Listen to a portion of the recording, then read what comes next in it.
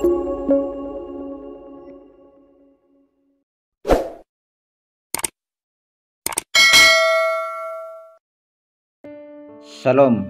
selamat pagi Bapak Ibu Saudara-saudari yang dikasihi Tuhan. Selamat berjumpa kembali pada Renungan Harian Sarota edisi Sabtu 27 Januari 2024. Sebelum kita membaca firman Tuhan, mari kita berdoa. Puji syukur kami panjatkan kepadamu ya Tuhan pada pagi yang indah ini, di mana kasih kemurahan Tuhan yang begitu besar kami alami di dalam sepanjang kehidupan kami. Secara khusus pada pagi yang indah ini, kami boleh dibangunkan dengan tubuh yang penuh keberkatan yang asalnya daripadamu. Terima kasih Tuhan, jikalau pada pagi hari ini kami masih dimungkinkan oleh Tuhan menyambut pagi ini dengan penuh sukacita. Bapa di surga, lewat kesempatan ini, kami mau mendasari kehidupan kami untuk sepanjang hari ini di dalam membaca dan merenungkan kebenaran firman-Mu.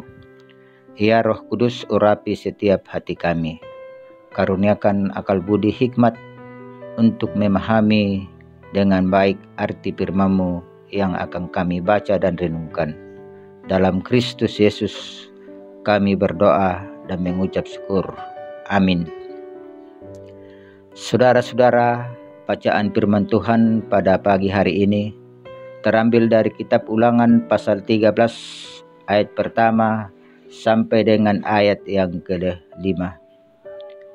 Kitab Ulangan pasal 13 ayat pertama sampai dengan ayat yang ke-5. Firman Tuhan berbunyi demikian. Apabila di tengah-tengahmu muncul seorang nabi atau seorang pemimpi, dan ia memberitahukan kepadamu suatu tanda atau mujizat, dan apabila tanda atau mujizat yang dikatakannya kepadamu itu terjadi, dan ia membujuk, mari kita mengikuti Allah lain yang tidak kau kenal, dan mari kita berbakti kepadanya, maka janganlah engkau mendengarkan perkataan nabi atau pemimpi itu, sebab Tuhan Allahmu mencoba kamu untuk mengetahui apakah kamu sungguh-sungguh mengasihi Tuhan Allahmu dengan segenap hatimu dan dengan segenap jiwamu. Tuhan Allahmu harus kamu ikuti, kamu harus takut akan Dia, kamu harus berpegang pada perintahnya, suaranya harus kamu dengarkan kepadanya, harus kamu berbakti dan berpaut. Nabi atau pemimpi itu haruslah dihukum mati, karena ia telah mengajak murtad terhadap Tuhan Allahmu, yang telah membawa kamu keluar dari tanah Mesir, dan yang menebus engkau dari rumah perbudakan, dengan maksud untuk menyesatkan engkau dari jalan yang diperintahkan Tuhan Allahmu kepadamu untuk dijalani. Demikianlah harus kau hapuskan yang jahat itu dari tengah-tengahmu. Demikianlah firman Tuhan yang dikatakan berbahagia adalah setiap orang yang mendengarkan firman Tuhan dan setia melakukan di dalam sepanjang kehidupannya. Bapak Ibu Saudara-saudari yang dikasihi Tuhan, perikop ini kita akan renungkan dalam satu tema, jangan tergoda. Batu ya di patame bahasa Toraya nakwa daamu dia apani. Daamu dia apani. Nah, saudara-saudara, berbicara mengenai godaan, tentu hal ini sudah tidak asing di dalam kehidupan kita. Oleh karena hampir setiap waktu, hampir setiap saat, godaan itu hadir dalam kehidupan kita. Bahkan sejak dari manusia pertama Adam dan Hawa, godaan itu sudah ada yang mengakibatkan mereka jatuh ke dalam dosa. Bapak Ibu, saudara-saudara yang dikasihi Tuhan, dalam beberapa waktu terakhir kasus penipuan semakin marak di mana-mana dan telah memakan banyak korban. penipuan online lewat telepon dan pesan singkat WhatsApp menjadi yang terbanyak.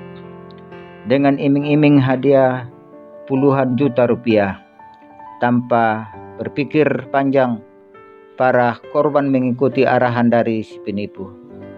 Miris, namun itulah faktanya bahwa kasus penipuan semakin merajalela. Dalam perjanjian lama, penipuan berkedok agama atau kepercayaan tampaknya menjadi praktek keseharian yang selalu dipertontonkan tanpa rasa malu dan rasa bersalah. Nabi dan pemimpi-pemimpi bermunculan dengan argumen spiritualnya yang mampu menghipnotis pendengarnya. Mereka adalah penyesat-penyesat yang pandai untuk meyakinkan orang lain agar percaya kepada mereka. Kehadiran mereka tentu menjadi ancaman bagi umat Tuhan saat itu. Itulah sebabnya Tuhan memperingatkan bangsa Israel melalui Musa untuk jangan mudah tergoda dengan ajaran-ajaran dari si penjahat, penyesat. Lantas apa yang harus dilakukan? Menjadi orang beriman dalam takut akan Tuhan, berpegang pada perintahnya, mendengarkan suaranya, serta berbakti dan berpaut padanya. Hal itu kita bisa lihat di dalam ayat yang keempat perikop pembacaan kita pada pagi hari ini. Pada masa kini, penyesat-penyesat berasal dari berbagai latar belakang, bahkan tokoh agama. Tidak jarang menjadi penyesat dengan memberitakan firman Tuhan tidak sesuai dengan maksud teks dan konteks. Bahkan tak ayal kebenaran sering disembunyikan hanya untuk memuaskan telinga pendengar. Selanjutnya pada ayat yang kelima menegaskan bahwa orang-orang yang demikian akan dihukum mati. Janji dan ucapan si penyesat memang manis, namun berbuah busuk. Karena itu, janganlah tergoda. Jadilah murid yang teguh dalam kebenaran. Amin.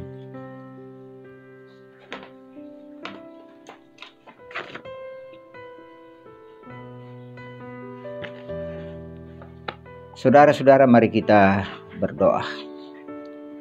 Sekali lagi kami datang tunduk merendahkan diri di hadapan hadirat-Mu ya Allah, atas segala kasih dan pertolongan-Mu, di mana dalam waktu sejenak Engkau telah memberikan kesempatan kepada kami untuk membaca dan merenungkan akan kebenaran firman-Mu. Bapa di surga, firman-Mu telah mengajak kepada kami untuk senantiasa takut akan Tuhan dan berpegang teguh kepada perintah-Mu. Terima kasih Tuhan, Engkau telah mengampuni dosa-dosa kami lewat pengorbanan-Mu di kayu salib. Ajar kami ya Tuhan untuk senantiasa setia dan taat kepada-Mu, agar supaya kami anak-anak-Mu tidak mudah tergoda oleh ajaran-ajaran yang dapat menyesatkan. Bapa di surga, berdoa buat kedua hamba-Mu, Bapak Pendeta Soekarto Tangko Kadang bersama dengan Ibu Pendeta Yuliana Abadi Samperura, yang Engkau telah tempatkan di jemaat kami, Jemaat Silo Cempagaya, untuk melayani jemaat-Mu. Berkati hamba-Mu ya Tuhan, karuniakan akal budi hikmat kepadanya. Biarlah kedua hamba-Mu ini setia di dalam mengangkat tugas pelayanan yang Tuhan telah percayakan kepadanya. Berdoa juga buat jemaat-Mu dari kelompok 1 sampai dengan kelompok 6. Ke dalam tangan-Mu kami serahkan seluruh kehidupannya. Berkati mereka di dalam rumah tangganya masing-masing, di dalam pekerjaannya masing-masing. Yang sakit Tuhan jamah dan sembuhkan, baik yang dirawat di rumah sakit maupun yang dirawat di rumah masing-masing. Kami yakin dan percaya lewat kuasa-Mu, lewat bilur-bilur-Mu, mereka menjadi sembuh. Berdoa juga bagi pemerintah bangsa dan negara kami. Berkati pemerintah kami dari pusat hingga ke pelosok tanah air. Karuniakan akal budi, hikmat kepadanya.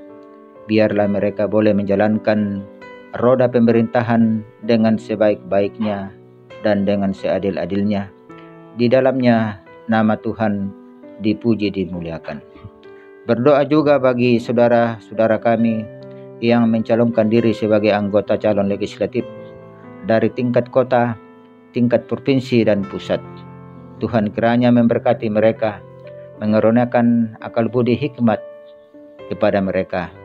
Biarlah mereka boleh berjuang secara sehat dan kelak mereka dapat terpilih menjadi anggota legislatif untuk dapat memperjuangkan aspirasi rakyatnya.